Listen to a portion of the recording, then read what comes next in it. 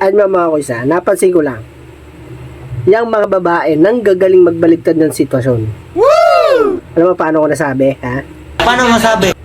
Kanina, nag-away kami ng misis ko. Hindi ko sasabihin kung anong dahilan. Nag-away kami. Pero siya yung may mali. Ang ginawa niya, sinuyo niya ako. Wow naman! Sinuyo niya ako. Wow! Wow! Inamo niya ako. Hayop ka talaga! Nilambing niya ako. Ako naman, ang mali ko, hindi agad ako pumayag.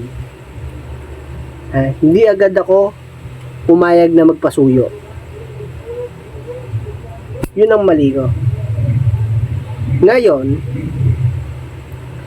ako tuloy ang nanunuyo.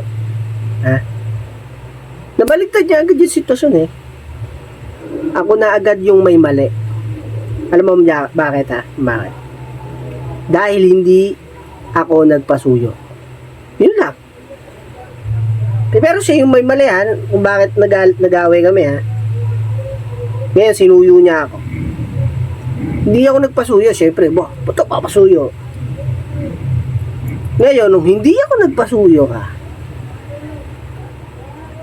siya na yung nagalit. Ganon magbaliktad ang babae. Nang galing. Ang galing. Ang galing! Ang galing! Ang galing magpasuyo. Ang galing magpabaliktad ng sitwasyon. Pag sila yung mali, okay lang. Pero pag tayo nanunuyo, wala. Babaran. Ayun lang, pansin ko sa mga babae, ang gagaling. Pambaliktad ng sitwasyon.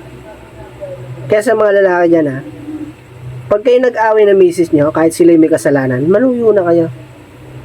Huwag na kayo magpa-petik-petik. Maniwala kayo sa akin. Sa huli kayo yung manunuyo. Pag hindi nyo pa inayos. Yun lang payo ko lang.